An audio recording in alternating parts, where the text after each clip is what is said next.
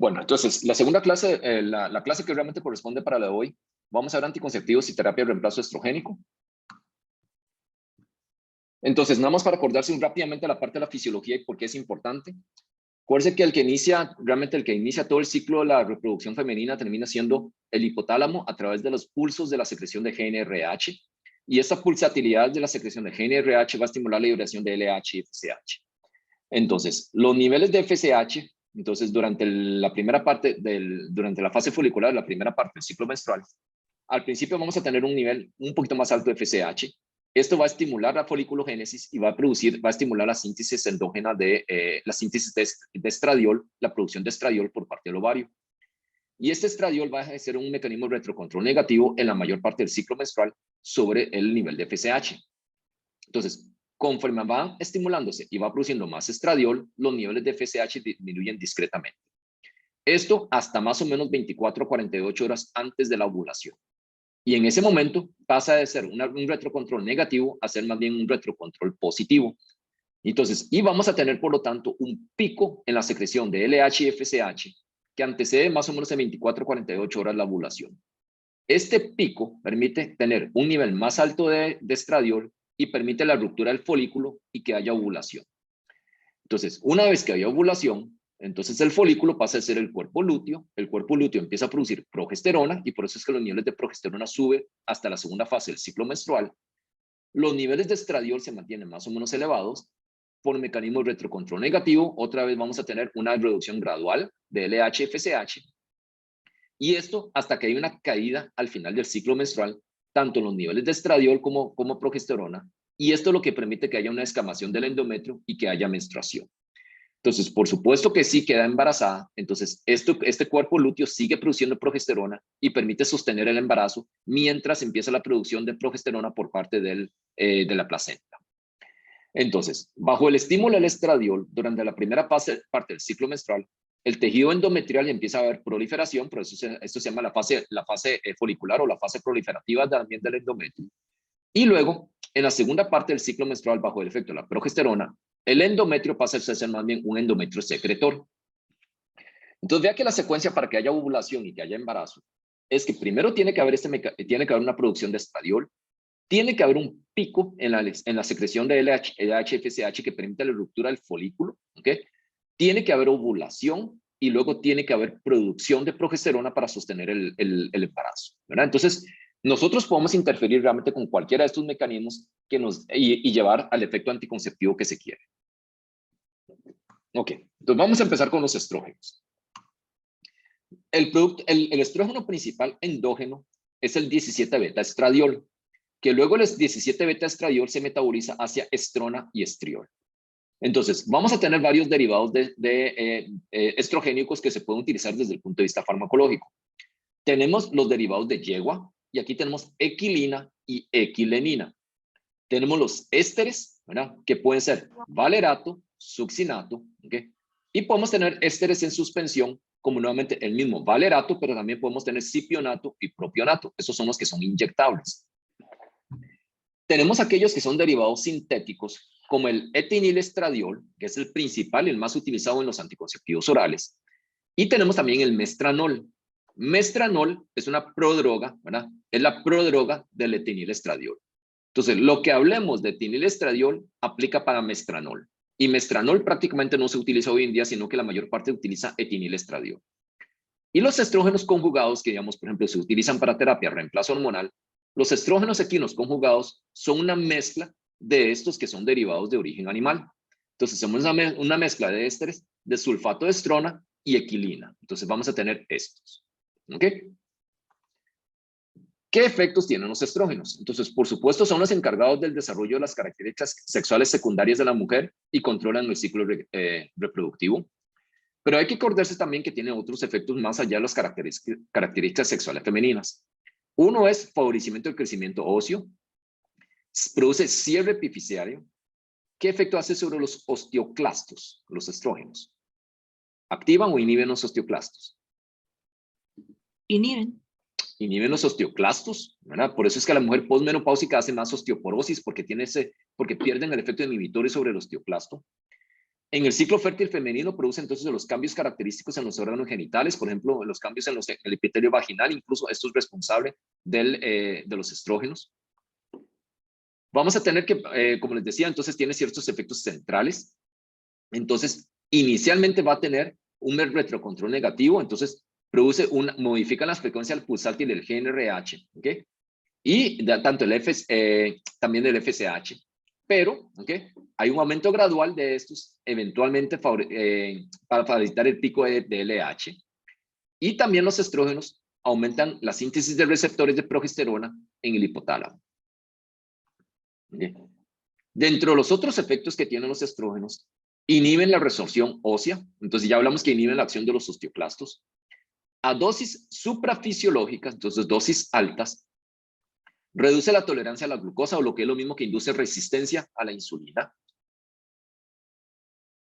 Los estrógenos en forma vía oral, independientemente del compuesto estrogénico del que estemos hablando, producen elevación de triglicéridos. Y esto se debe al metabolismo en primer paso. Entonces, cuando pasan por el hígado, estimulan la producción de VLDLs. Y hay que acordarse que los VLDLs son partículas ricas en triglicéridos. En cambio, cuando esto se administra por vías no oral, entonces, por ejemplo, inhaladores, parches, geles, inyectables, al brincarse el metabolismo de primer paso, entonces no induce la secreción de VLDL y por lo tanto no aumenta triglicéridos. Entonces, este aumento de los triglicéridos es únicamente con los preparados por vía oral que se produce. Reducen LDL, entonces los estrógenos bajan LDL. ¿Y qué pasa sobre el HDL? ¿Qué le hace el HDL a los estrógenos? Aumenta.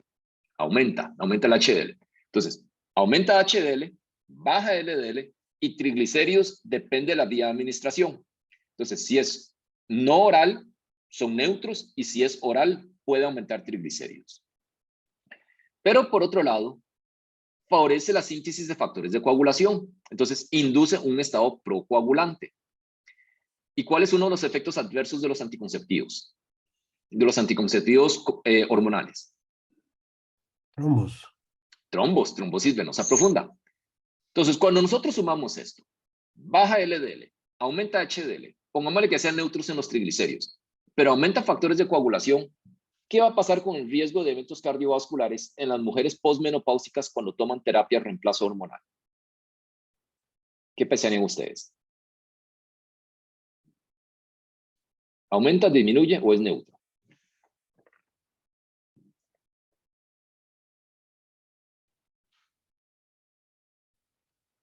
Si fuera por el perfil de lípidos, ¿qué pasaría con la parte cardiovascular? Disminuiría el riesgo. Disminuiría el riesgo. Si es únicamente por la parte de coagulación, ¿qué pasaría? Aumentaría. Aumentaría el riesgo. ¿Ok? Bueno, vamos a verlo después, pero básicamente aquí el concepto es que desde el punto de vista del sistema nervioso central, ictus, terapia de reemplazo hormonal aumenta el riesgo de ictus. Y desde el punto de vista de eventos cardiovasculares, aumenta sobre todo los primeros años de uso, los primeros 2-3 años de uso, y después de ese periodo de ventana, después de esos primeros 2-3 años, el riesgo de infarto agudo miocardio tiende a bajar un poquito a través del tiempo. Por lo tanto, deberíamos utilizar terapia de reemplazo hormonal como si fuese hipolipemiante para bajar el LDL. No. No, ¿verdad? Entonces, ¿por qué queremos bajar LDLs? ¿Cuál es el objetivo al final de cuentas? Bajar LDL.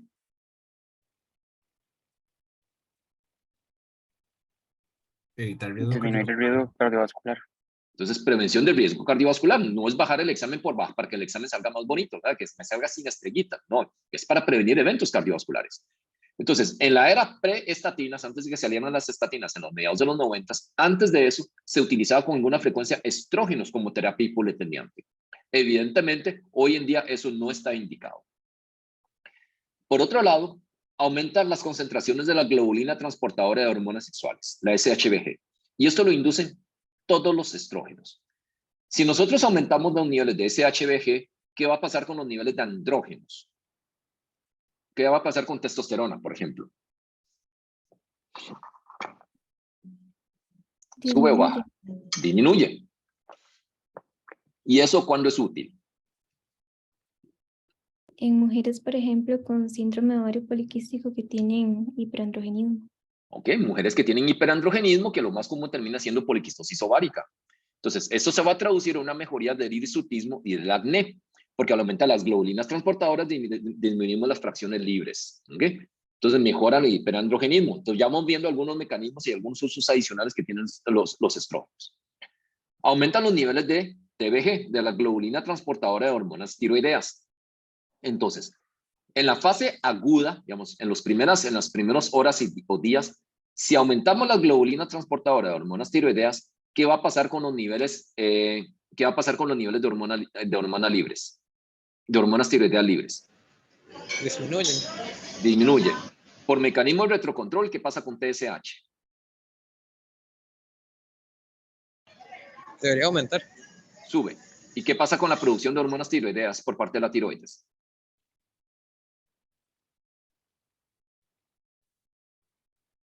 Si sube TSH, ¿qué pasa con la producción de hormonas? Aumenta.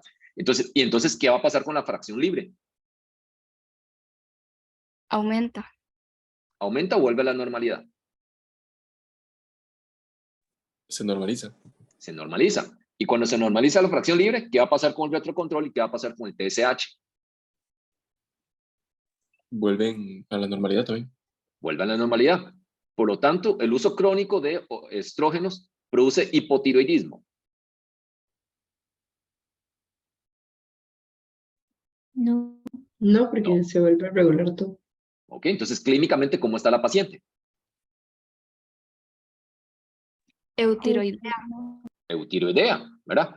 Entonces, si nosotros le vemos crónicamente, digamos, a largo plazo, el TSH, ¿cómo va a estar?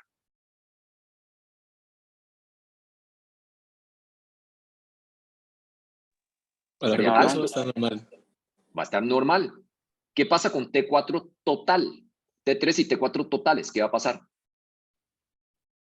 Aumenta. Pueden estar aumentadas. Pueden estar altos. ¿Y qué pasa con T3 y T4 libres? Pueden aumentar niveles normales. Están normales. Entonces, ¿hay que hacer algo con esta muchacha? No. Nada, ¿verdad? Se queda quedito. Entonces, no hay que darle tratamiento, no está hipotiroidea y tampoco hay que quitarle el anticonceptivo. ¿Ok?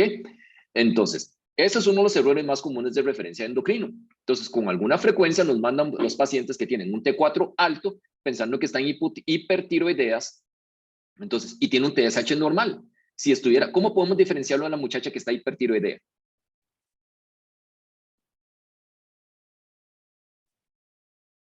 Por el ¿Cómo sería? retrocontrol negativo sobre la TSH. Ok, entonces, ¿cómo estaría el TSH si estuviera hiper?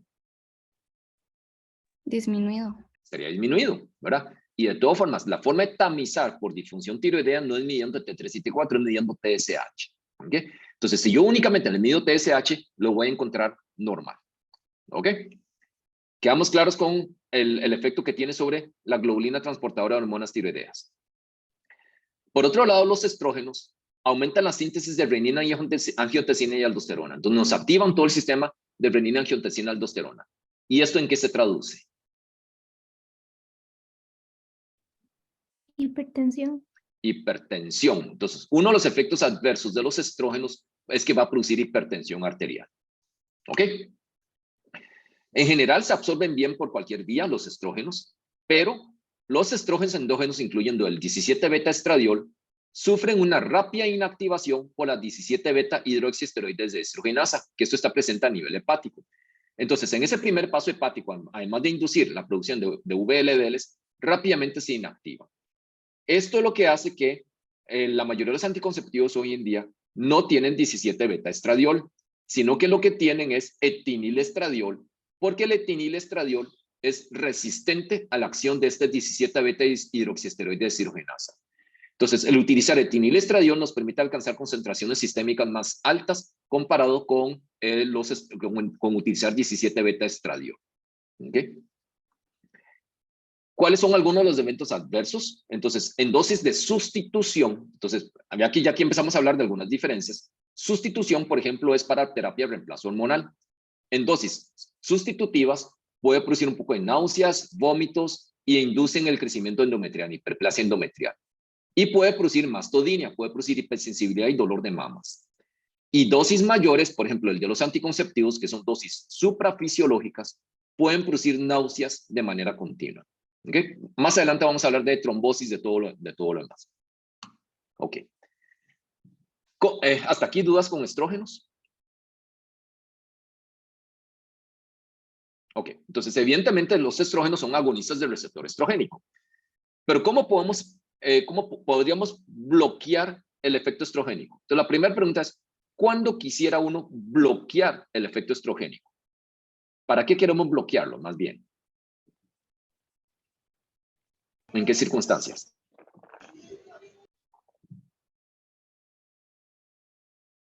Cáncer de mama.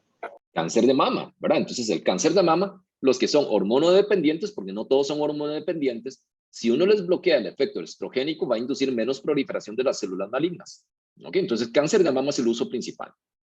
Entonces, la forma de bloquear estos receptores estrogénicos es a través de esos fármacos que se llaman moduladores, es la M, selectivos del receptor estrogénico. Entonces, esto en inglés se llama SERMs. Son Selective Estrogen Receptor Modulators. ¿Okay? Entonces, moduladores selectivos del receptor estrogénico.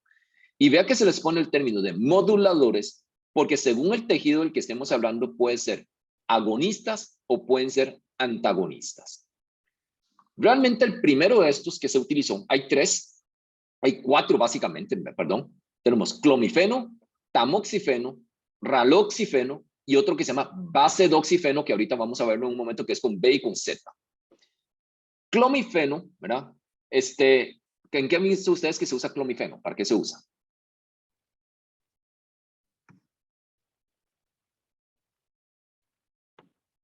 ¿Okay? ¿En qué lo han visto que se usa? Cáncer de mama también.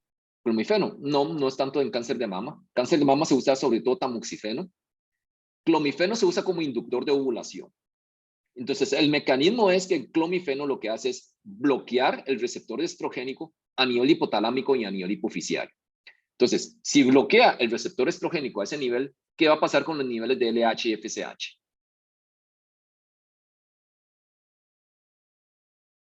¿Qué pasaría? Aumentan. Entonces, si empieza a aumentar el LH y FSH, sobre todo al aumentar los niveles de FSH, este FSH me va a favorecer el reclutamiento y maduración folicular.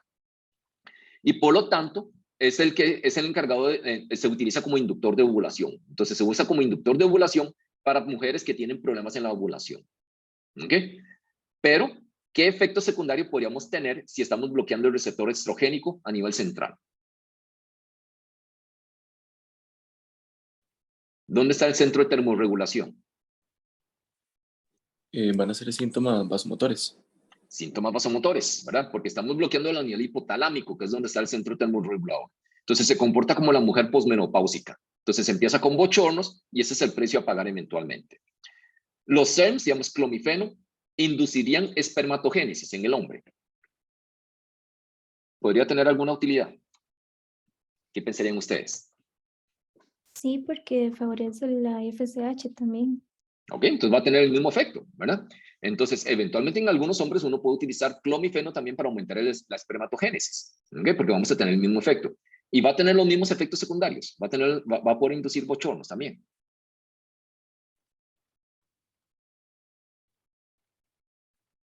Sí, también puede producir bochornos en el hombre. Es un poco menos común, pero igual puede inducir bochornos en el hombre.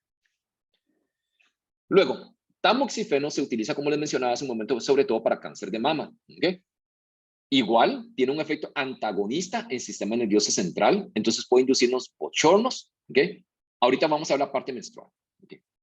Raloxifeno es un derivado del tamoxifeno que tiene un efecto agonista óseo más potente. Entonces, básicamente aquí está el efecto según los diferentes tejidos. Entonces, vamos a compararlo con el de estrógenos. Y aquí tenemos tamoxifeno, torimifeno no existe ya, y tenemos raloxifeno. Entonces, desde el punto de vista de síntomas vasomotores, los estrógenos lógicamente son agonistas en el hipotálamo y en la hipófisis, ¿verdad? Y en la hipófisis, y por lo tanto alivia calores. En cambio, tamoxifeno y raloxifeno son también antagonistas de ese receptor central, y por lo tanto los bochornos pueden aumentar. Luego, estrógenos inducen hiperplasia endometrial y al inducir hiperplasia endometrial puede producir sangrados uterinos.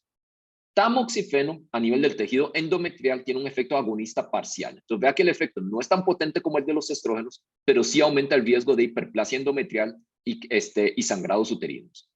En cambio, raloxifeno es neutro a nivel endometrial.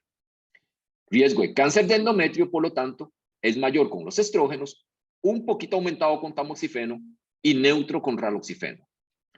Desde el punto de vista óseo, ya hablamos que los estrógenos inhiben la acción de los osteoclastos. Raloxifeno es un poco más potente que tamoxifeno. Entonces, raloxifeno se utiliza básicamente para osteoporosis, no se utiliza para reemplazo hormonal. Cáncer de mama, todos, ¿verdad? Entonces, tanto tamoxifeno como raloxifeno tienen un efecto antagonista en el tejido mamario y ese es el uso principal, como les mencionaba, del tamoxifeno para prevención de la recurrencia de cáncer de mama hormonodependiente. Desde el punto de vista lipídico, entonces, tiene un efecto agonista parcial, pero ya vimos que esto no es desde luego tan relevante. Y en cuanto a trombosis venosa profunda, la inducción de los factores de coagulación, tienen efectos muy similares a los estrógenos. Entonces, tanto tamoxifeno como raloxifeno igual nos pueden aumentar el riesgo de trombosis venosa profunda. Entonces, tamoxifeno se utiliza básicamente para cáncer de mama por el efecto antagonista que tiene a nivel del tejido mamario, ¿ok? Va a tener cierto efecto protector óseo, pero ese no es su efecto principal. En cambio, raloxifeno es el más potente de los SERMs desde el punto de vista óseo y por eso su uso principal es en osteoporosis. Pero a nivel mamario también tiene cierto efecto antagonista. Incluso algunos estudios de raloxifeno en prevención primaria de mujeres de alto riesgo para cáncer de mama, o sea, prevención primaria nunca han tenido cáncer de mama, pero son pacientes de alto riesgo y reduce la incidencia de cáncer de mama. Pero ambos producen bochornos y trombosis venosa profunda como efectos adversos. Este otro, entonces, es el otro SERM que existe que se llama base doxifeno. Entonces, base doxifeno es neutro en endometrio. Reduce un poquito el LDL, aumenta HDL, ¿verdad? Y algunos estudios sugieren que el efecto sobre bochornos es menor. Entonces, en otros lados del mundo existe un preparado que es una combinación de dosis bajas de estrógenos con base doxifeno. La indicación principal es terapia de reemplazo hormonal.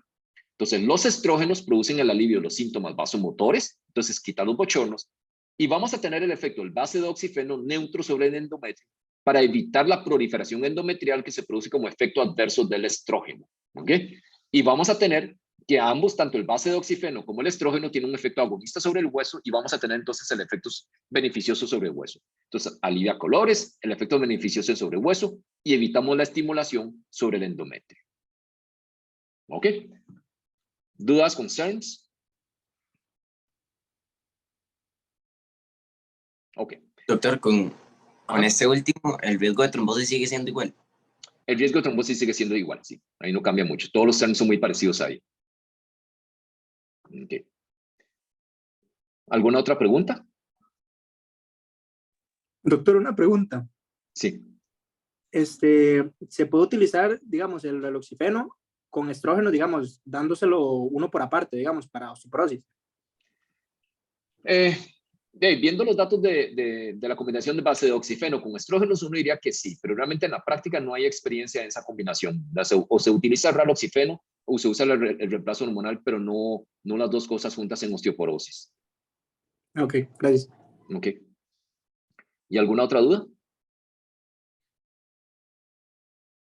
Ok. La otra forma en que nosotros podemos modular los niveles estrogénicos son los inhibidores de aromatasa. Entonces, ¿a dónde se expresa la aromatasa? ¿Y cuál es la función de la aromatasa? En tejido adiposo y es la conversión periférica. La conversión periférica ¿de qué hacia qué? Entonces, si es en tejido adiposo, ¿y qué inhibe? O normalmente la aromatasa, ¿qué hace? ¿Convierte qué a qué? Andrógenos a estrógenos. Convierte andrógenos a estrógenos. Entonces, la fuente principal, digamos, de estrógenos en la mujer postmenopáusica termina siendo la conversión periférica a través de la aromatasa. Porque evidentemente, si ya el ovario no está funcionando, ya falló, la fuente de producción de estrógenos por parte del ovario se pierde. Y entonces vamos a tener una pequeña cantidad de estrógenos que viene de la conversión periférica a partir de los andrógenos. Entonces, ¿para qué se usan los inhibidores de aromatasa? ¿Cuándo queremos bajar todavía más los niveles de estrógenos en la mujer postmenopáusica? Perdón, antes de eso, los inhibidores de aromatasa serían efectivos en mujeres premenopáusicas. No. No, ¿verdad? Porque no estamos quitando la fuente principal de estrógenos, que es el ovario. Entonces, por definición, se va a utilizar en la mujer posmenopáusica. ¿Y cuándo queremos bajar todavía más los niveles de estrógenos? Si tuvo cáncer sensible a hormonas. Nuevamente, cáncer de mama sensible a hormonas. ¿Ok? Aquí tenemos 3 agentes de los inhibidores de aromatasa. Tenemos anastrozol, tenemos letrozol y exemestane. Exemestane prácticamente no se utiliza porque es el menos potente de todos. Y los dos que más utilizados hoy en día son anastrozol y letrozol. Y lo que estamos haciendo es inhibiendo la enzima encargada de la conversión periférica desde andrógenos hacia estrógenos. Hay una pequeña diferencia entre los dos, entre anastrozol y letrozol. Anastrozol es una inhibición no competitiva, o sea, es una inhibición permanente. Letrozol es una inhibición competitiva, pero realmente para efectos prácticos no hace mayor diferencia en ese sentido. Porque cuando nosotros vemos la reducción de los niveles estrogénicos en 2 a 4 días después del inicio de estos fármacos, vean cómo anastrozol, a pesar de ser una inhibición no competitiva, ¿verdad? O sea, una inhibición covalente, la reducción de estrógenos de los niveles estrogénicos es entre un 81 y un 94%. Y con letrozol, que es una inhibición competitiva, es entre 88 y 98%. O sea, muy parecidos. En ambos casos, más del 90% de reducción en los niveles de estrógenos. Exemestane, en cambio, era mucho menos potente. Entonces, una de las diferencias es que el letrozol dura más tiempo en alcanzar el estado estacionario. Pero típicamente, estos fármacos, los inhibidores de aromatasa, se utilizan por un periodo de al menos 5 años y se puede extender incluso hasta 10 años. Entonces, el que alcance el estado estacionario a los 60 días en lugar de 7 días, a largo plazo tampoco es tan relevante. Entonces, no hay mucha diferencia entre estos dos desde el punto de vista farmacológico. Ok. Entonces, además del tejido adiposo, las células tumorales del cáncer de mama y el estroma mamario son capaces de producir estrógenos por efecto de aromatasa local. Entonces, los inhibidores de aromatasa me pueden bloquear el efecto de esta aromatasa local también. Desde el punto de vista del perfil de lípidos, si los niveles de estrógenos bajan, ¿qué podría pasar con el LDL?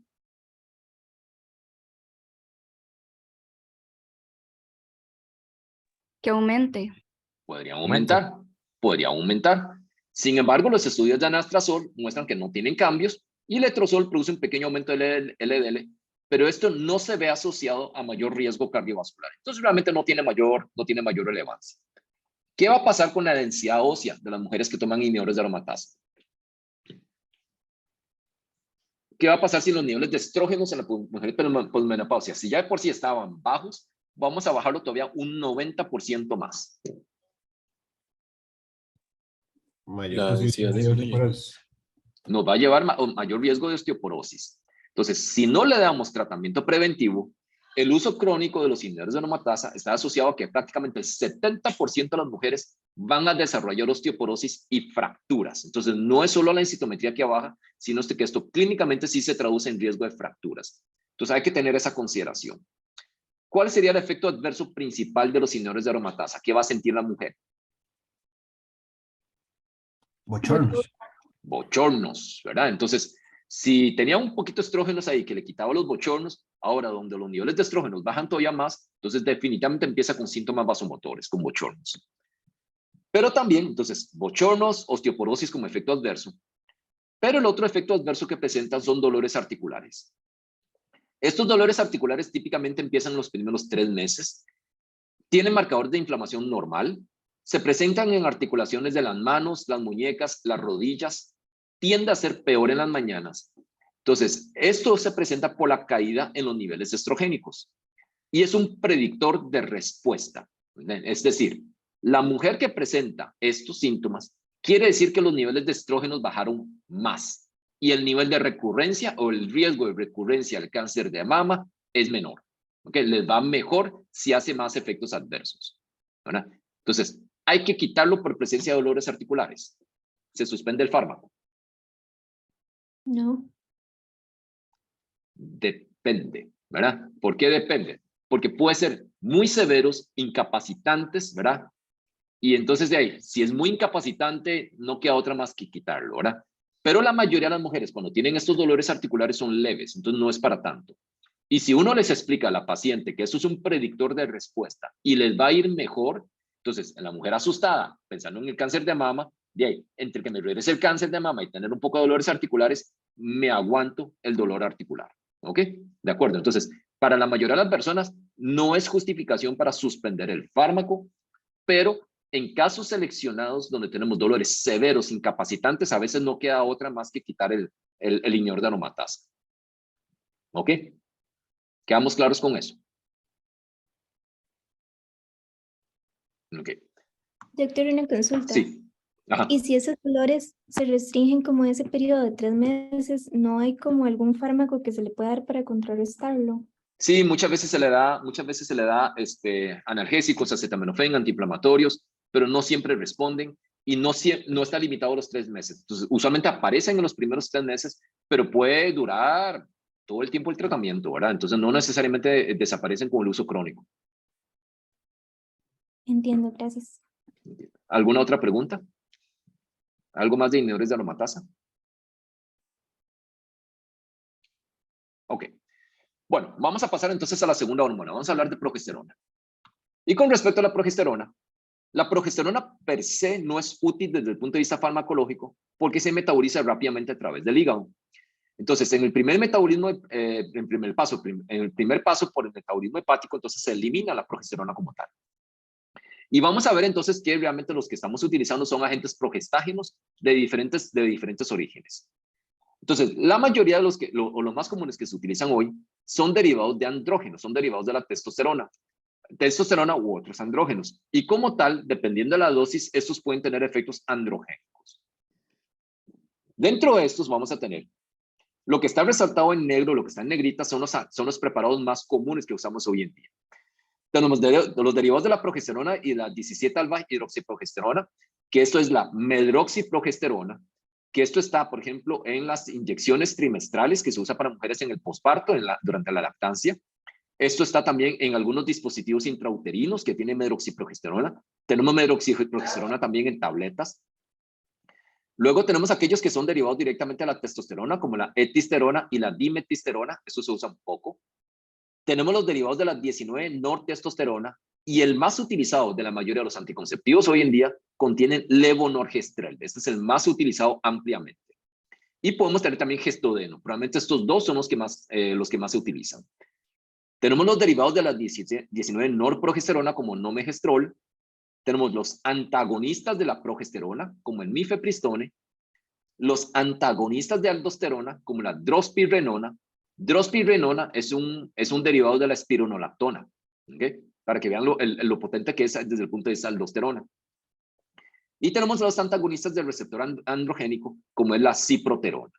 Entonces, estos 5 son los que se utilizan más hoy en día en los diferentes anticonceptivos. Tenemos medroxiprogesterona, levonorgestrel, gestodeno, drospirenona y ciproterona. Ok. Como les decía entonces, algunos son derivados de andrógenos. Entonces, evidentemente todos, ¿verdad? Al ser progesteronas, tienen efectos antiestrogénicos. Pero los derivados, algunos tienen tienen acción androgénica, y aquí incluye levonorgestrel, ¿verdad? Desogestrel, ¿verdad? Y gestodeno. Probablemente el levonorgestrel y gestodeno son los más utilizados de esto. Pero tenemos algunos que tienen un efecto antiandrogénico, incluyendo la progesterona per se, pero los que utilizamos hoy en día, ciproterona, ¿ok? Y la drospirenona también tienen un poquito de efecto androgénico. Y de los que utilizamos que tienen un efecto antialdosterona, antimineralocorticoide, termina siendo drospirenona y un efecto muy poco potente de gestodeno, pero sobre todo drospirenona. ¿Ok? Y cuando ponemos en orden de efectos sobre la parte androgénica, los que tienen mayor actividad androgénica son levonorgestrel y norgestrel. Intermedio, norepinefrina, y bajo efecto androgénico, entonces aquí incluye drospirenona y desogestrel. ¿Ok? Entonces, ¿qué efectos llegan a producir? Entonces, como hablamos al principio, entonces una vez que nosotros tenemos un endometrio que ha proliferado, estimulan el desarrollo y la actividad del endometrio secretor, ¿verdad? Pero tiene que haber sido previamente estimulado en la proliferación por los estrógenos. De lo contrario, si no está proliferado, más bien induce atrofia glandular, induce atrofia del endometrio. Al descender la progesterona, la mucosa endometrial se desprende y es donde se presenta el sangrado menstrual. Reduce la contractilidad del útero gestante, ¿okay? Entonces, incluyendo la contractilidad de las trompas de falopio. Entonces, si disminuye la contractilidad de las trompas de falopio, ¿qué podría pasar como efecto adverso? ¿Qué pensarían? Embarazo ectópico. Embarazo ectópico, ¿ok? Pero, ¿y el riesgo de embarazos ectópicos con respecto a la población general, a las mujeres que no planifican, va a ser mayor o menor?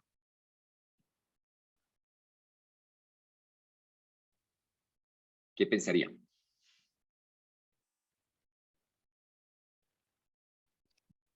Suena como que mayor, pero y quedan menos embarazadas, entonces. Exactamente. Si no quedan embarazadas, no puede haber ectópico, ¿cierto?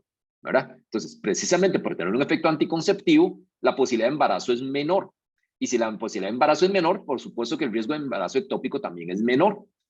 Pero comparado, por ejemplo, con otros métodos anticonceptivos, digamos, igual de eficaces, el riesgo de embarazo ectópico es discretamente mayor, un poquito mayor. ¿Okay? Tiene otros efectos anticonceptivos, eventualmente los progestágenos, donde puede hacer que la secreción del moco cervical se vuelva más viscosa, y al volverse más viscoso, dificulta la entrada de los espermatozoides a la cavidad uterina y a la fecundación. Luego, facilita el desarrollo de las glándulas acinares de la mama. Pueden actuar como antagonistas de aldosterona, que ya vimos que eso es la drospirenona. Inhibe la liberación de GnRH y facilita la liberación de LH. Y acuérdense que modifica termorregulación. Entonces, una vez que la mujer ovula, la temperatura corporal sube como medio grado. Entonces, el efecto del progestágeno puede inducir esa sensación de calor a veces. Eso es efecto de la progesterona. Ok.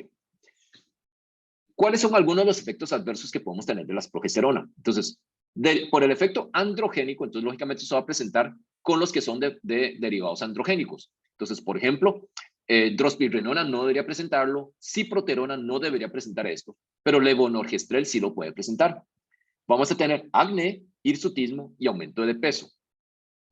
Pero si nosotros combinamos, por ejemplo, levonorgestrel, que es el que tiene más efecto androgénico, y lo combinamos con un estrógeno, vamos a tener este efecto androgénico. ¿Qué pensarían ustedes? Si lo combinamos.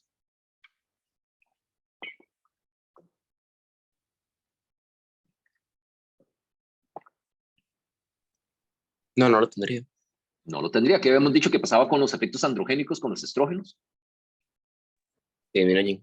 Disminuyen, ¿verdad? Entonces, esto se refiere al uso de estas progesteronas androgénicas en monoterapia, no en combinación. En monoterapia también, al inducir atrofia del endometrio, nos puede llevar a oligomenorreas. ¿Qué va a pasar con los niveles estrogénicos en la mujer que utiliza progesteronas en monoterapia?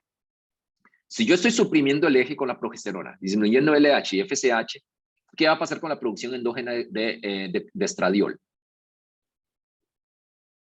Disminuye. Entonces, si yo disminuyo estradiol, puede haber un poquito de reducción de libido, ¿okay?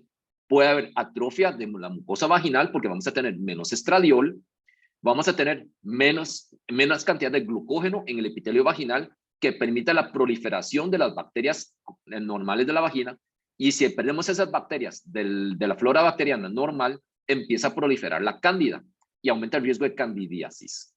¿Okay? Puede producir un poco de fatiga y tendencia al sueño también como efecto adverso. ¿Okay? Pero vean que todo esto es el uso de progesterona en monoterapia. No nos hemos metido a hablar de combinaciones de estrógenos con progesterona. ¿Ok? ¿Dudas con progesterona? Ok. Entonces, existe un antagonista de progesterona que ya vimos, que mencionamos rápidamente hace un momento, que se llama mifepristone. Mifepristone, ¿verdad? Tiene una afinidad 5 veces mayor por el receptor de progesterona, y lo que hace es bloquear este receptor de progesterona. Lógicamente, al bloquear el receptor de progesterona, en el endometrio, ¿verdad? Va a producir un efecto antiprogesterona, entonces produce necrosis y puede producir descamación. ¿Ok? Entonces, y en fases más avanzadas del embarazo, entonces quita el efecto inhibitorio que tiene la progesterona sobre la contractilidad del músculo liso uterino, y al bloquearlo, entonces vamos a tener la facilidad que se produce contracciones. Y al producir contracciones, expulsa al feto. Entonces, mifepristone, el uso principal a nivel mundial es como abortivo, ¿ok? Es un fármaco abortivo porque lo que hace es, entonces, es producir descamación del endometrio. Entonces, inicialmente, cuando en las primeras semanas, entonces va a inducir abortos terapéuticos, ¿verdad? Y luego, en estadios más avanzados del embarazo, puede producir expulsión del feto. Y si lo usamos en embarazos a término, puede inducir el parto, ¿ok? Ese es el efecto, el uso más común de mifepristona a nivel mundial. Por supuesto que esto es una sustancia controlada, ¿verdad? Entonces, esto es de venta muy restringida, bajo receta médica, ¿verdad?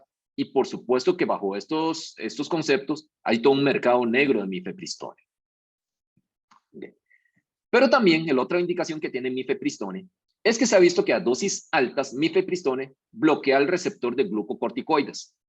Y al bloquear el receptor de glucocorticoides, cuando se utiliza para síndrome de Cushing, mejora el síndrome de Cushing, mejora los síntomas del síndrome de Cushing. ¿Okay? Entonces, ¿pero qué es lo que pasa? Lo que hace es bloquear el receptor de glucocorticoides. ¿Y cómo monitorizamos nosotros habitualmente la respuesta en los pacientes que tienen síndrome de Cushing? ¿Cómo han visto ustedes cuando rotan, que ven pacientes, cuando nosotros vemos pacientes con Cushing, cómo le hacemos el seguimiento, además de los síntomas? ¿Con qué parámetro de laboratorio?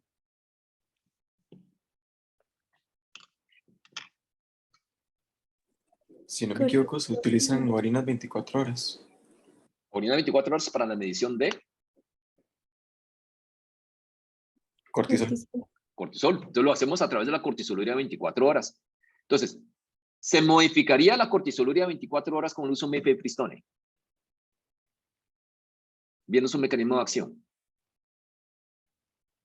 ¿O se normalizaría? ¿Elena? No. No, ¿verdad? No le estamos haciendo nada a la producción endógena de cortisol. Entonces, la titulación de la dosis del mifepristone termina siendo clínico, ¿verdad? Y el clínico, entre qué tanto bloquear para llevarme a insuficiencia suprarrenal o no bloquear y tener Cushing, es un hilo muy fino, ¿verdad? Eso es muy difícil de hacer. Entonces, eso hace que el mifepristone también se haya utilizado poco a nivel mundial para Cushing, y tenemos otras diferentes alternativas de tratamiento en Cushing. ¿Ok? ¿Dudas hasta aquí? Entonces, con estrógenos, progesterona, ¿cómo bloquear a cada uno de estos, a cada una de estas dos hormonas?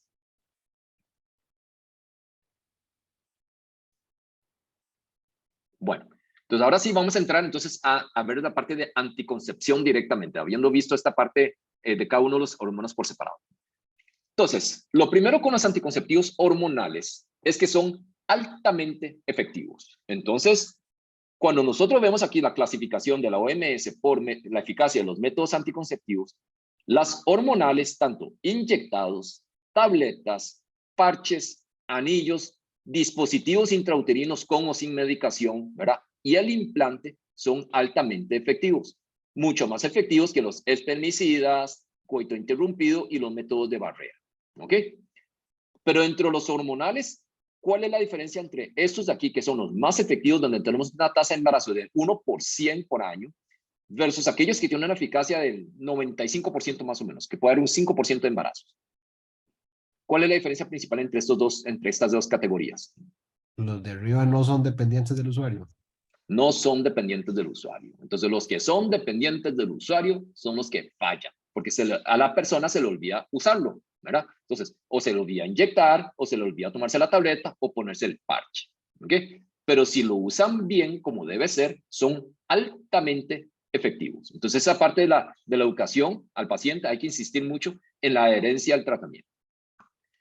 Entonces, ¿cómo actúan los anticonceptivos? Y vamos a ver que vimos con cada uno de los componentes por separado, pero ahora a la hora de integrarlos, vemos que estamos actuando en diferentes mecanismos. Entonces, estamos interfiriendo en la ovulación, en la fecundación e incluso en la implantación. ¿Cómo interferimos en la ovulación? Entonces, ¿qué es lo que estamos haciendo? ¿Qué piensan? ¿Cómo interferimos con la ovulación? Ajá. ¿Disminuyendo? Disminuyendo la secreción de secreción de gonadotropinas. Entonces, estamos dando una dosis suprafisiológica. Al dar una dosis suprafisiológica, hacemos mecanismo de retrocontrol negativo, quitamos la pulsatilidad de las gonadotropinas y suprimimos los niveles de LH y FSH. Entonces, si no hay liberación de LH y FSH, no hay foliculogénesis, no hay reclutamiento folicular, no hay ovulación. ¿Okay? Entonces, ese es un mecanismo. ¿Cómo estamos interfiriendo con la fecundación?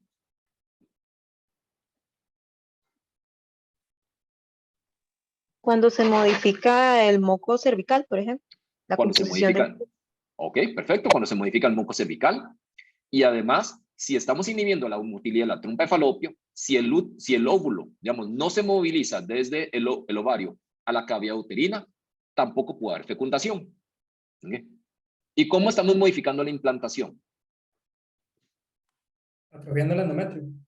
Entonces, atrofiando el endometrio por el efecto de la progesterona. Entonces, muchas veces nosotros no podemos diferenciar un mecanismo de otro. Y lo que sí sabemos es que son altamente efectivos.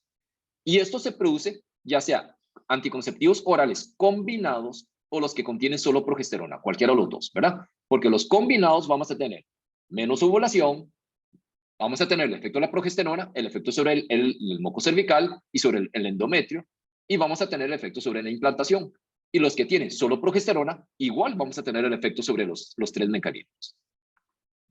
Entonces, inhibimos la liberación de FSH, lo que lleva a supresión del crecimiento y desarrollo folicular.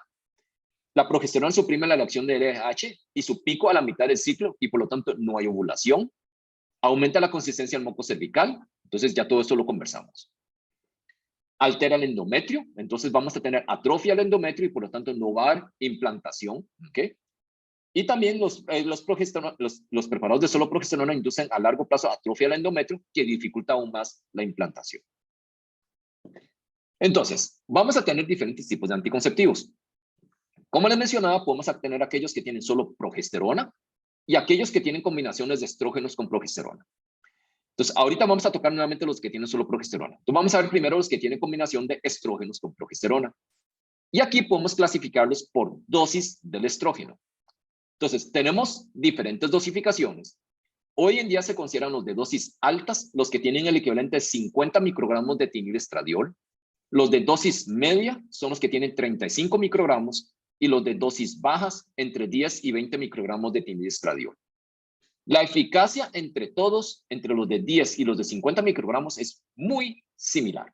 ¿Okay? Entonces, no hay mayor diferencia en eficacia. ¿Cuál es la diferencia?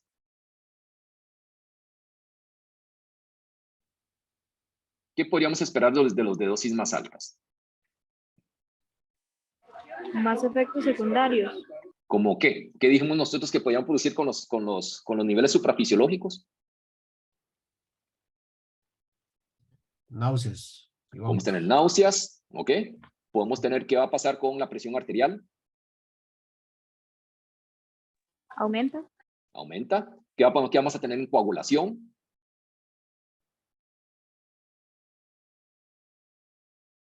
Entonces, ¿qué va a pasar con riesgo de trombosis? Aumenta también. Aumenta, ¿ok? Entonces, ¿por qué existen los de dosis altas todavía? Porque no nos quedamos, ya que el rango va desde 10 microgramos hasta 50 microgramos. Entonces, ¿por qué no nos quedamos con los que se usan entre 10 y 20 microgramos? ¿Por qué no nos quedamos con los de dosis menores?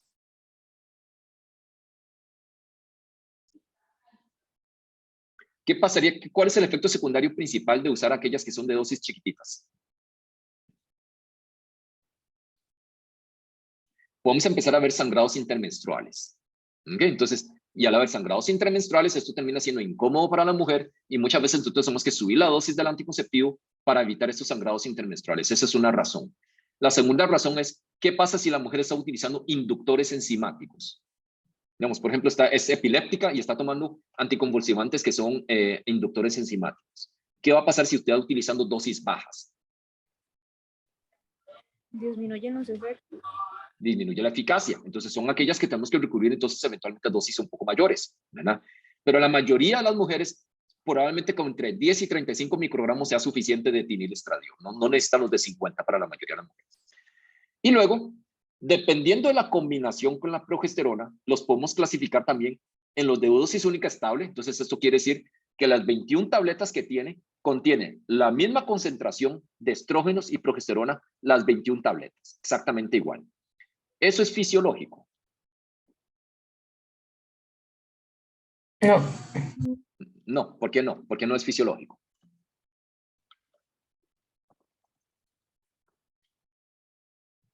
Porque no es del todo fisiológico. ¿Qué estamos haciendo innecesariamente?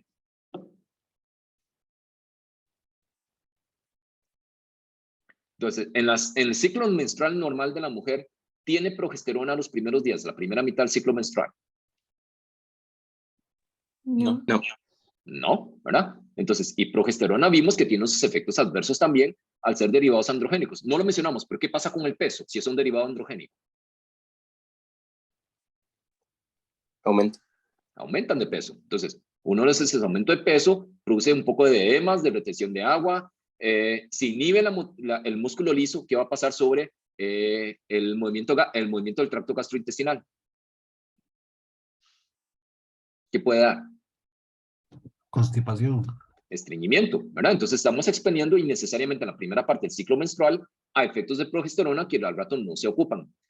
De ahí vienen los que tienen dosis variables. Y las dosis variables pueden ser bifásicos o trifásicos. Entonces, bifásico se refiere a que la primera mitad del ciclo menstrual o tiene niveles muy bajos de progesterona o no tiene, y en la segunda parte del ciclo menstrual tiene dosis mayores de la progesterona, tratando de simular un poco más lo fisiológico.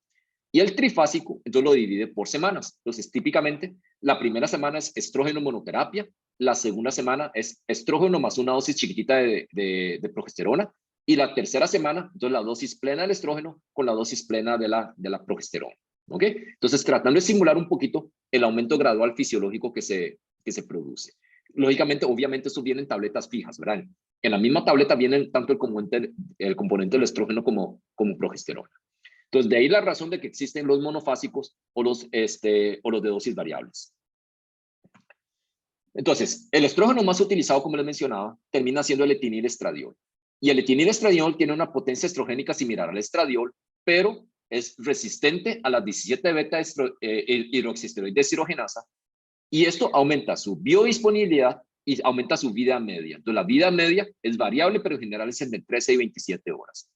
Y ya hablamos que el mestranol es la prodroga del etinil-estradiol. Los anticonceptivos más recientes, en lugar de tener etinil-estradiol, tienen valerato-estradiol. Y la razón de ello es porque el valerato-estradiol pareciera que induce menos, digamos, es menos procoagulante, altera menos el perfil de lípidos y altera menos los factores de fibrinolisis. Entonces, 2 miligramos de valerato-estradiol es el equivalente de 10 microgramos de etinil-estradiol. Y los otros estrógenos un poquito más nuevos que se están utilizando, además de valerato-estradiol, tenemos también el 17-beta-estradiol, que es el mismo endógeno, ¿verdad? Y el estretol. Pero los más recientes están utilizando valerato-estradiol en lugar de etinil-estradiol. Dentro de las progesteronas, como lo hemos mencionado en varias ocasiones, el más comúnmente utilizado es levonorgestrel. Podemos tener gestodeno y tenemos aquellos combinados con ciproterona y drospirenona. Entonces, a ver, ¿cuál sería la ventaja de combinar con drospirenona? ¿Qué podríamos tener? No tiene efecto androgénico. Ok, no tiene efecto androgénico. ¿Y qué más? ¿Qué ganamos con el efecto antagonista de aldosterona con drospirenona? Es ahorrador de potasio. Ok, es ahorrador de potasio, pero ¿cuál sería el beneficio clínico? Tomando en cuenta que la mayoría de estas son mujeres jóvenes que están tomando los anticonceptivos.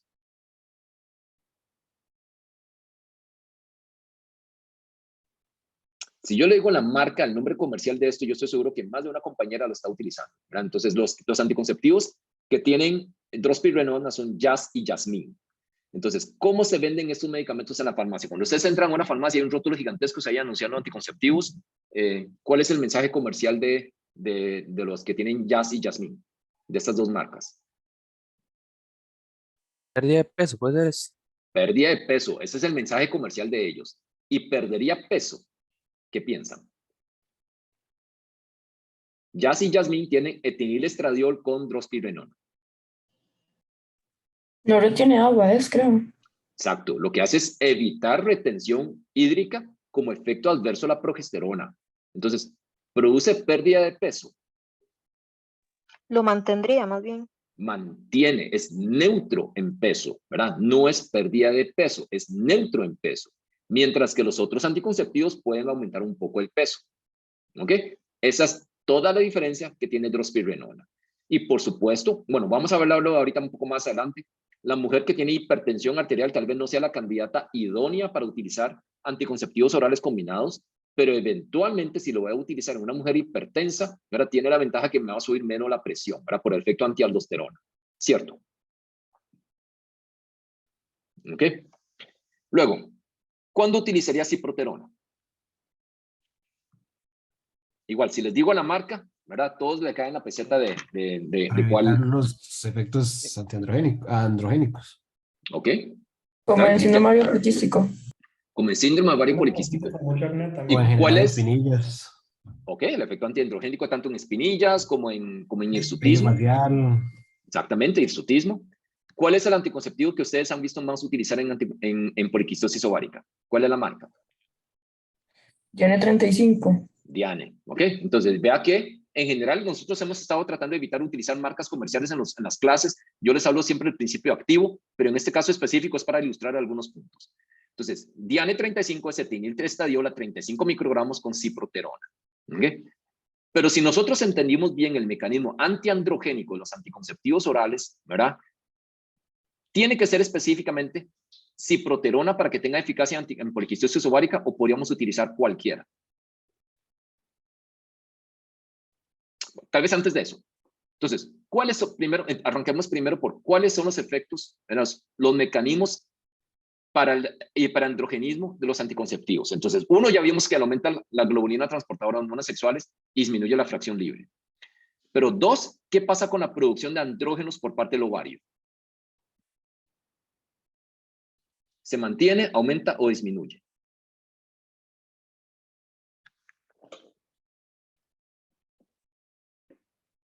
¿Quién produce los andrógenos en el ovario? Tal vez al disminuir los pulsos de LH, como Exactamente, ¿verdad? Entonces, los andrógenos en el ovario se producen por parte de las células TECA, bajo el estímulo del LH. ¿Okay? Entonces, si yo tengo por mecanismo de retrocontrol supresión de LH, ¿okay? Entonces voy a tener menos estímulo hacia las células de la TECA y voy a producir entonces menos andrógenos. Entonces, los niveles circulantes de andrógenos bajan. Además, aumento globulina transportadora de hormonas sexuales y por lo tanto la fracción libre baja todavía más. ¿Okay? Entonces, viendo que ese es el mecanismo antiandrogénico principal, realmente el que tiene ciproterona va a ser mucho más eficaz, por ejemplo, que el que tiene levonorgestrel.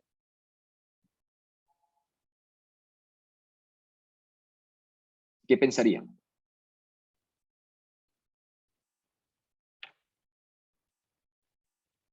¿Sí o no?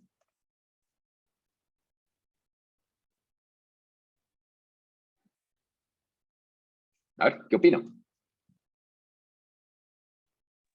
Depende de la dosis. Bueno, es un buen punto, es un buen punto. En general, la dosis de ciproterona que requiere para alcanzar el efecto antiandrogénico son dosis muy altas. ¿Okay? Eso es un buen punto. Y las dosis que contienen los anticonceptivos orales combinados con ciproterona no tienen esas dosis tan altas. Entonces, es claramente superior el anticonceptivo que tiene ciproterona a cualquiera de los demás en mujeres que tienen hiperandrogenismo. No realmente. No realmente. Entonces, podríamos utilizar cualquiera. Incluso podría ser que esta combinación específica, porque solo ese anticonceptivo tiene ciproterona y tiene 35 microgramos de etinilestradiol. Entonces, podría ser más bien que los efectos adversos con una dosis media de etinilestradiol sean mayores y tengamos que utilizar una de dosis menores, manteniendo la misma eficacia. Entonces, no necesariamente. Entonces, vea que estas ventajas potenciales, disque comerciales de cada uno de esos, realmente no tiene tanto fundamento desde el punto de vista farmacológico. ¿Ok?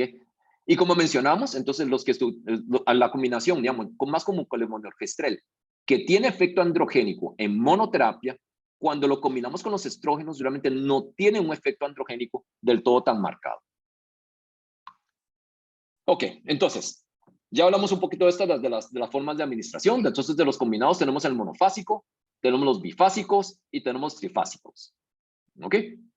Y luego podemos tener cómo, cada cuántos días se toman los anticonceptivos, las pastillas de anticonceptivas combinadas. ¿Cuántos días se toman? Todos los días. Depende de la marca. Ok, pero en general, digamos, los usuales, ¿cuántos días, digamos, todos los días por cuántos días? ¿Y cuántos días se descansa?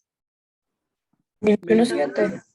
Se descansa 7 y usualmente se toma ¿cuántos días de manera consecutiva? 21. Usualmente es 21 y se descansa 7. ¿Cuál es la razón de ello? ¿Cuál es el fundamento fisiológico o farmacológico para que tenga que tomar 21 y descansar 7? Para que tenga como el sangrado de privación. Nada más para que tenga el sangrado de privación, simule el ciclo menstrual normal y que cuando empezaron a hacer los anticonceptivos en los 50, para que la mujer psicológicamente se quedara más tranquila de que no quedó embarazada. Esa es la única razón, ¿verdad? Pero farmacológicamente, fisiológicamente no hay una razón de por qué parar los 21. Entonces, aquí es donde vienen los ciclos extendidos. Entonces, existen formulaciones de ciclos extendidos donde tiene 84 tabletas continuas de medicamento. Digamos, esta es una marca que contiene 0.03 miligramos de etinilestradiol, o sea, 30 microgramos de etinilestradiol con 150 microgramos de levonorgestrel. Se toma 84 días, se descansa 7 días, ¿verdad? Y se vuelve a arrancar. Entonces, esto hace que tenga 4 sangrados de privación al año. Esta marca en Estados Unidos se llama seasonal, ¿verdad? Porque se sangra una vez por estación. Pero vean que es la combinación más común que existe. Entonces, esto nosotros lo podemos hacer de manera común y corriente con cualquier anticonceptivo, ¿verdad? Entonces, podemos dar 4 paquetes de 21 de manera consecutiva y que descanse una semana si no queremos tantos sangrados de privación. Esto se asocia a menores ciclos de sangrados, entonces en promedio dura 3 días los sangrados. Los primeros meses puede haber un poquito más de sangrado intermenstrual, pero a mayor tiempo de uso, más bien el volumen de sangrado tiende a ser menor, ¿verdad? Entonces, estos sangrados intermenstruales se presentan sobre todo al principio. Y existe otra formulación que en los últimos 7 días, en lugar de descansar, tenga una dosis menor de estrógenos, precisamente para que no haya este síndrome de privación por una caída súbita en los niveles de estrógenos. Podemos ir todavía más allá, ¿verdad? Y en lugar de parar cada 84 días, darlo crónico. Entonces, en Estados Unidos también existe una aprobación de una formulación que tiene 20 microgramos de etinilestradiol, o sea, una dosis todavía más baja, con 90, esto me equivoqué, estos no son miligramos, son microgramos de levonorgestrel para el uso de manera continua sin parar. ¿Ok? También tiene el problema que puede tener sangrados intermenstruales que se vuelve menos común con el uso crónico.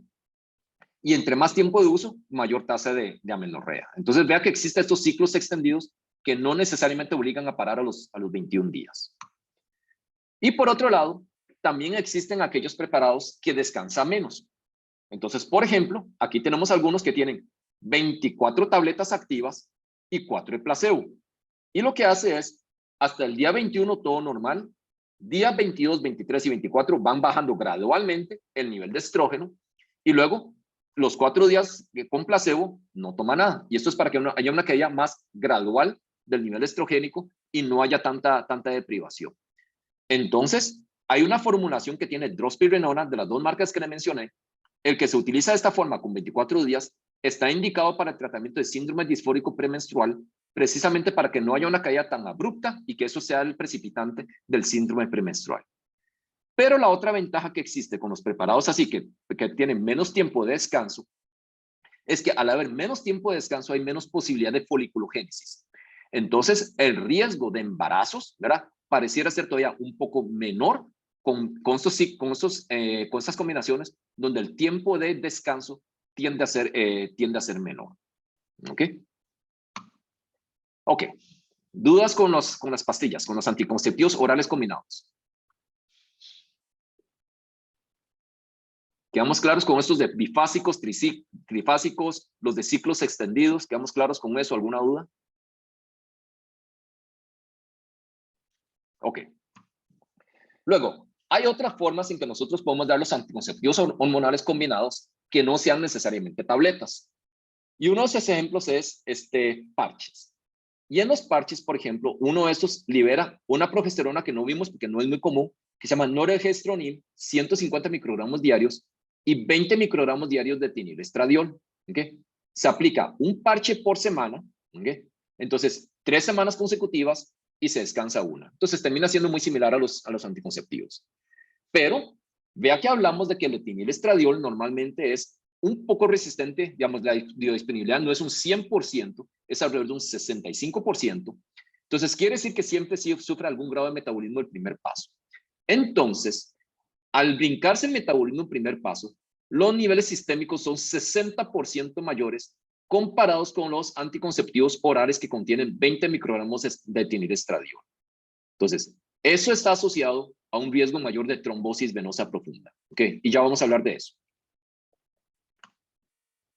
¿Cuál es la ventaja de los parches con respecto a las pastillas o cuál es la diferencia que vamos a tener? Entonces, los parches se ponen una vez a la semana, son resistentes al agua, entonces la mujer se puede bañar, puede estar en piscina, puede meterse al mar, puede hacer todo normal, aguantan sudor, entonces puede hacer ejercicio, son muy discretos, es el tamaño de menos de una curita, ¿verdad? Entonces es muy pequeñito, se aplican una vez a la semana, está asociado a a mayor adherencia comparado con las pastillas porque no tiene que tomarlo todos los días, pero también se ha visto que con alguna frecuencia se los olvida cambiarlo, entonces hay algún problema ahí. Tiene un nivel pico menor, entonces el Tmax es menor, pero ya hablamos que la exposición total al brincarse el metabolismo del primer paso, el área bajo la curva tiende a ser mayor con los parches comparado con las pastillas. Desgraciadamente los parches, a pesar de que está hecho para que aguanten sudor y a todo, pueden desprenderse y eso sucede como en el 1 o 2% de las mujeres que usan estos parches. Y la eficacia tiende a ser un poco menor en las mujeres con un índice de masa corporal por arriba de 30. Esto lleva a que la recomendación de Estados Unidos, la FDA directamente es no utilizarlos en las mujeres con más de 30 índice de masa corporal, porque además de que la obesidad es un factor que promueve trombosis, y vamos a ver que los parches producen un poco más de trombosis venosa profunda, si la eficacia es menor y tiene más trombosis, como que el riesgo-beneficio no es del todo tan claro. Entonces, específicamente para FDA, no recomienda parches por arriba de 30 índice de masa corporal en las mujeres. Los otros países del mundo sí lo permiten. Luego, la otra forma de administración son los anillos vaginales. Estos anillos vaginales, esto es uno, ¿verdad? Entonces, esto es un anillo de este polímero que se llama etilenvinil y lo que hace es liberar diariamente etonorgestrel 120 microgramos y etinilestradiol 15 microgramos. Entonces, vea que aquí el etinilestradiol es una dosis menor. Entonces, donde se brinca el metabolismo el primer paso, pero siendo una dosis menor, la exposición sistémica es comparable al cuando se utilizan pastillas de etinilestradiol de 20 microgramos. Entonces, esta es la forma de inserción del anillo. Entonces, realmente la mujer lo que hace es tomar el anillo, como quien dice, lo aprieta, ¿verdad? Al apretarlo, entonces se inserta dentro de la vagina, no tiene que quedar directamente puesto sobre el cervix, sino que solo que quede totalmente dentro de la vagina es suficiente. Se deja por 3 semanas, se lo retira por 1 semana, lo bota, ¿verdad? Y después de esta semana, se lo vuelve a introducir y listo, ¿verdad? Entonces, no depende que esté tomando la pastilla. Luego, tenemos aquellos, digamos, que son de solo progesterona. Los que contienen solo progesterona, los anticonceptivos que tienen solo progesterona, existen en forma de tabletas, existe intramuscular, que esto es la medroxiprogesterona, que se inyecta cada 3 meses, que tenemos nosotros en la Seguridad Social. Tenemos implantes, los implantes son de etonorgestrel, es un implante que se pone trianual, cada 3 años. Y tenemos también los dispositivos intrauterinos que tienen acoplados diferentes tipos de progesterona. Entonces, estos, como ya hablamos, no tienen el componente estrógeno. Entonces, puede producir sangrados irregulares por descamación errática del endometrio, es uno de los problemas. Y sí vamos a tener algunos efectos adversos como un poco de edemas, puede haber un poco de aumento de peso, de sensación de calor, fatiga, estreñimiento, ¿verdad? Y además de que puede haber una caída leve en los niveles estrogénicos. Antes existía algún temor, sobre todo en mujeres adolescentes o mujeres jóvenes, el uso de progesterona a largo plazo induciendo atrofia endometrial en cuanto a la reversibilidad de la fertilidad. Y realmente se ha visto que no ha habido un mayor problema. Y uno de los problemas, uno de los inconvenientes que se tenía con mujeres jóvenes es la adherencia a las pastillas. Entonces se los olvidaba con alguna frecuencia tomar unos anticonceptivos orales combinados. Entonces eso hace que hoy en día se prefiera poner estos implantes, se olvidan de tomarse las pastillas, la adherencia es mejor y probablemente el riesgo de la posibilidad de fertilidad no se ve comprometido, ¿verdad? Ok. Anticoncepción de emergencia. Anticoncepción de emergencia ya afortunadamente nosotros lo tenemos en el país. Y la forma en que funciona la anticoncepción de emergencia es que son tabletas de levonorgestrel, son de progesterona. Y lo que se da es dar, la tableta de anticoncepción de emergencia tiene 750 microgramos o 0.75 miligramos. Se da 2 tabletas de 0.75 miligramos cada 12 horas, tan pronto como sea posible después del coito, después de la relación sexual. Y lo que hace el levonorgestrel con estas dosis altas es suprimir los picos de LH y FSH para que si estuviera cerca de la ovulación, evitar ese pico de la ovulación y que no quede embarazada. Evidentemente, si ya la mujer ovuló, no le vamos a hacer nada. Al ser dosis tan altas del levonorgestrel, producen más náuseas y vómitos. ¿Okay? Antes, la ley de anticoncepción de emergencia pasó hace como 3 años. Antes de eso, ¿verdad? Había mucha controversia si se debía hacer anticoncepción de emergencia en el país o no. Había mucho debate en la Asamblea Legislativa y en todo. Entonces, a pesar de que no existía en Costa Rica las tabletas de levonorgestrel como anticonceptivo de emergencia, en la práctica se podía hacer. ¿Qué piensan ustedes? ¿Cuánto dijimos que tenía el levonorgestrel la mayoría de las pastillas de los anticonceptivos orales combinados?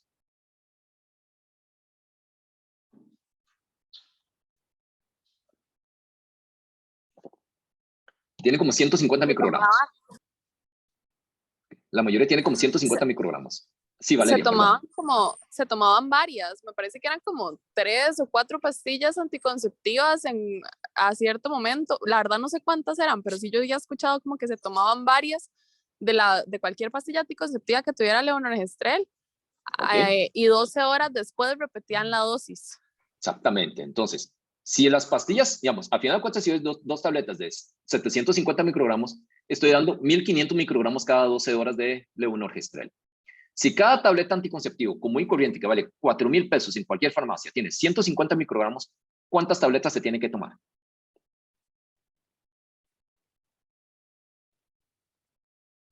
10. A ver, 10 tabletas. 10 tabletas cada 12 horas. ¿Okay? De anticonceptivos orales combinados. ¿Cuál es la diferencia con esta anticoncepción de emergencia? Creo que es como la cantidad de pastillas y los efectos secundarios. ¿Y efectos secundarios de quién? Estrógenos. De los estrógenos. Entonces estamos dando una dosis muy alta de estrógenos en un periodo corto de tiempo. ¿Y qué puede pasar con eso? Náuseas y vómitos y que la paciente vomite el... Exacto. Náuseas, vómitos, un poco de dolor mamario. No va a inducir hipertensión. Son 2 tomas del medicamento. Riesgo de trombosis venosa profunda por 2 tomas del medicamento realmente es bajo. Entonces, ¿había razón científica para este debate?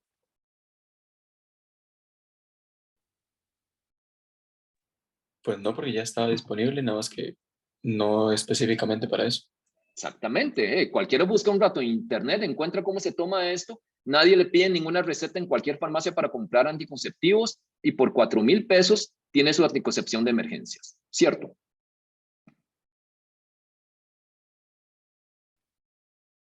¿Verdad? Entonces, discusiones interminables en la Asamblea Legislativa cuando desde el punto de vista de médico y farmacológico cualquiera lo podía hacer. No había mucho fundamento así, ¿verdad? Entonces, ¿va a tener más vómitos con los anticonceptivos orales combinados? Sí, porque además de las dosis altas de progesterona, estamos dando las dosis altas de estrógenos. Pero mejor que vomite un día a que vomite un trimestre, ¿verdad? Con hiperemesis. ¿Cierto? Ok. Entonces, otro método de anticoncepción de emergencia, se puede poner un dispositivo intrauterino de emergencia, levonorgestrel también, entonces se puede dar una sola dosis, también ha sido efectivo, evaluado, 2 veces al día, como estamos hablando ahorita, y también entonces la posibilidad de dar combinado con etinilestradiol, ¿verdad? Entonces estos son diferentes métodos anticonceptivos de emergencia. Esto, entre más rápido, mejor, y definitivamente en las primeras 72 horas después del coito. ¿Dudas hasta aquí, antes de entrar en trombosis venosa profunda? ¿Dudas con los diferentes otros dispositivos, con el anillo vaginal, con los parches? Doctor, una consulta. Perdón, es que mi perro está ladrando mucho. Que si hay mucha diferencia de precio entre la pastilla de emergencia como específicamente diseñada para eso o las que se utilizan como anticonceptivos normales, solo que usado para emergencias. No sé cuánto está el costo de los de anticoncepción de emergencia, porque yo no Yo sé. sí sé, cuestan Ajá. como, la pastilla cuesta como 18,000 colones, lo vi porque la UCR hizo un estudio como de acceso a esa pastilla o el acceso real que tenían las mujeres a esa pastilla. Entonces, a nivel privado, la pastilla, la que es una sola dosis, son como 18,500 colones y realmente es mucha diferencia si usted compra los anticonceptivos normales, digamos. Ok, sí. Los anticonceptivos orales combinados, por ejemplo, incluso los de nueva generación, los que tienen valerato estradiol, con dosis menores y todo, esos cuestan como 10-12 mil colones al mes, el paquete para un mes. Los más viejos, los genéricos, los que tienen etinil estradiol con levonorgestrel, puede conseguir en 4 o 5 mil colones el paquete del mes. Y entonces, si este vale 18,000, vea que con el otro usted lo puede conseguir en 4,000 pesos, ¿verdad? 5,000 pesos. Y a fin de cuentas el efecto es el mismo. Ok, no sé si quedamos claros con eso. Sí, ok. Ok. Bueno, entonces, ya hemos mencionado varias veces que uno de los efectos adversos principales termina siendo trombosis venosa profunda. ¿Ok? Uno de los factores que tiene que ver con trombosis venosa profunda es la dosis del estrógeno. Entonces, evidentemente, a mayor dosis del estrógeno, más síntesis de factores de coagulación y mayor el riesgo. Pero las dosis de estrógenos han venido bajando significativamente a través de los años. Entonces, en los 60, cuando se empezó a utilizar, los niveles de las dosis de etinil estradiol eran de 150 microgramos, ¿verdad? Comparado con 10 microgramos que tienen las dosis más bajas hoy en día. Entonces, 15 veces mayor. Entonces, evidentemente, el riesgo de trombosis venosa profunda con las preparaciones más recientes es menor comparado con los más antiguos. Entonces, hay que tener un poquito de cuidado por ahí. Lo segundo aquí es que a pesar de que sí existe el riesgo de trombosis venosa profunda, hay que ponerlo a la luz del riesgo de trombosis venosa profunda inducida por el embarazo y el posparto. Entonces, cuando nosotros vemos a aquellas mujeres que no utilizan anticonceptivos y no están embarazadas, el riesgo de trombosis venosa profunda es aproximadamente 1 a 5 casos por 10,000 mujeres año. Pero en las primeras 12 semanas del posparto, el riesgo de trombosis venosa profunda es de 40 a 65 por 10,000 mujeres año y durante el embarazo es de 5 a 20. Y con el uso de anticonceptivos orales combinados es de 3 a 12. Entonces, al final de cuentas, el número total de trombosis, ¿verdad?, por evitar los embarazos termina siendo menor. Pero sí estamos de acuerdo que las mujeres que utilizan anticonceptivos orales combinados versus aquellas no usuarias y no embarazadas, el riesgo es mayor. Sin embargo, el riesgo no es con todos igual. Entonces, va a depender de, ya hablamos de la dosis de etinil estradiol, depende de cuál progesterona y el índice de masa corporal de la paciente. Y aquellos que contienen solo progesterona no están asociados a mayor riesgo de trombosis venosa profunda porque no tenemos el efecto procoagulante que tiene el estrógeno. ¿Ok? Entonces, ¿qué pensarían ustedes? ¿Cuál progesterona debería producir menos trombosis venosa profunda? ¿Los androgénicos o los antiandrogénicos?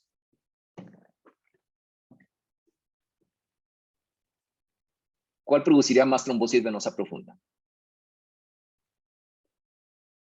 ¿O cuál produce menos?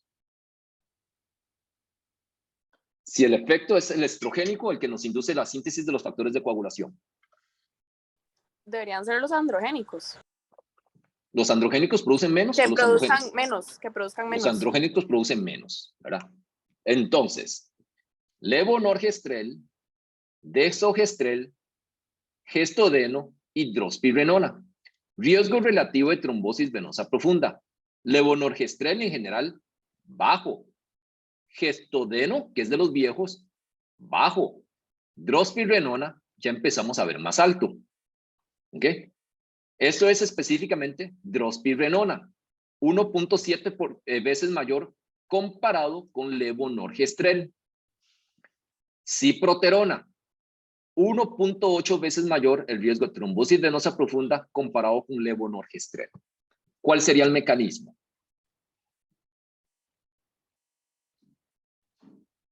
¿Por qué el androgénico nos produce menos?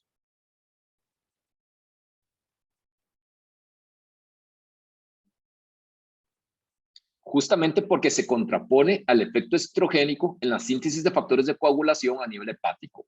¿Ok? Entonces, levonorgestrel ya vimos que a pesar de ser androgénico, cuando se combina con estrógenos, realmente no tienen el efecto androgénico.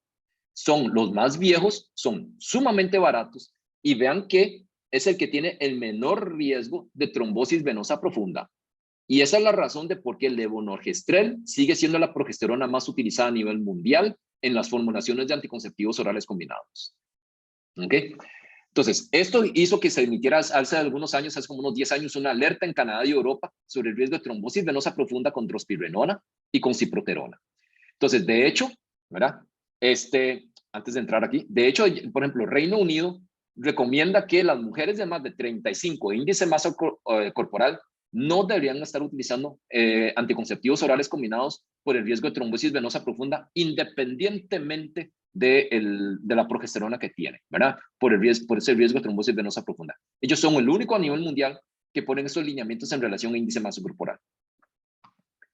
Luego, los transdérmicos vimos que la biodisponibilidad es mayor. Entonces, si da 20 microgramos de etinilestradiol comparado con el oral, la exposición, el área bajo la curva es mayor.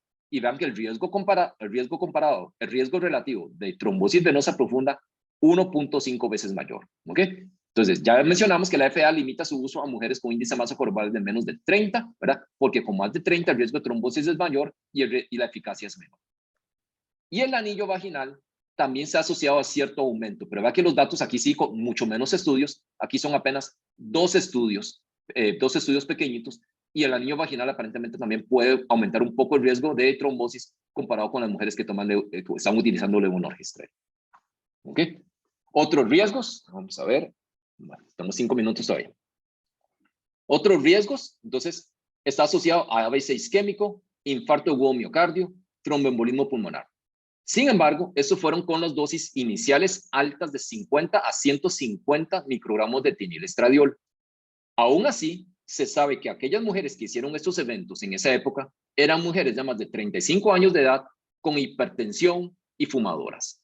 Entonces, esto se vuelve una contraindicación relativa. Entonces, si yo tengo a una mujer que tiene hipertensión arterial y además es fumadora, definitivamente los anticonceptivos orales combinados o los anticonceptivos hormonales como tal no son la mejor alternativa. Buscaría algo mecánico, buscaría un dispositivo intrauterino. ¿Okay?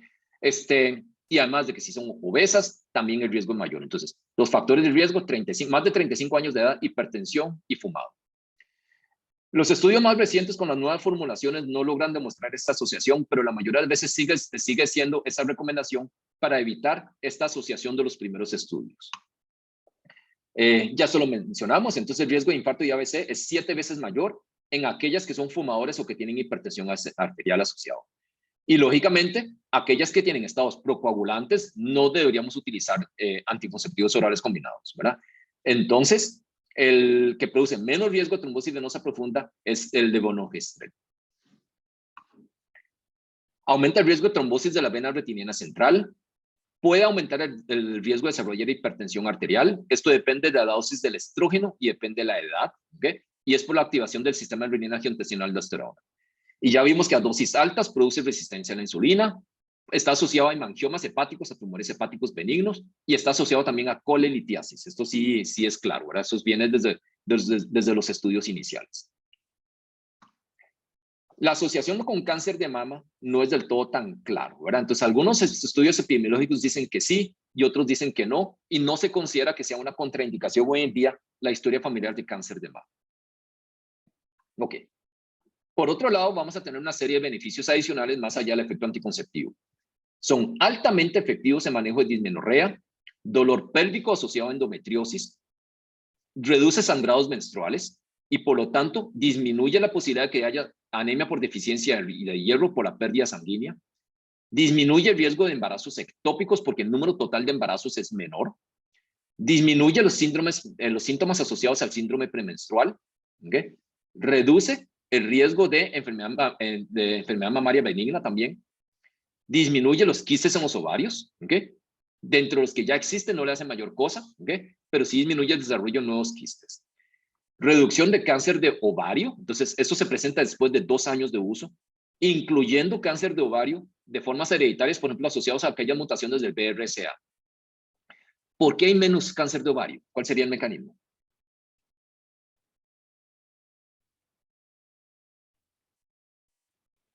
¿Por qué hay menos cantidad de ciclos ovulatorios?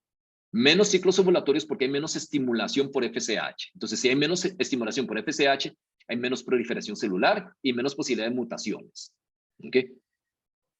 Menor riesgo de cáncer de endometrio por el efecto progesterona, menos riesgo de cáncer colorectal, menos acné, hirsutismo y ciclos menstruales. Entonces, ciclos menstruales más regulares. Ya vimos que el acné y hirsutismo no depende tanto de la progesterona, sino que probablemente los horarios combinados en general son igual de efectivos. ¿Ok? Creo que... bueno, y lo último, dentro de las reacciones adversas, más allá de trombosis venosa profunda, entonces ya hablamos de náuseas y vómitos, puede haber cefalea. Siempre que hay cefalea hay que estar seguro que no estamos induciendo hipertensión arterial con los anticonceptivos orales. Mareos, mastodinia, puede haber un poquito de aumento de peso y la parte de los sangrados irregulares. ¿Ok? Y sí, ya esto lo mencionamos más rápidamente en la tabla. ¿Ok? ¿Alguna duda? ¿Algo que no haya quedado claro de la clase de hoy?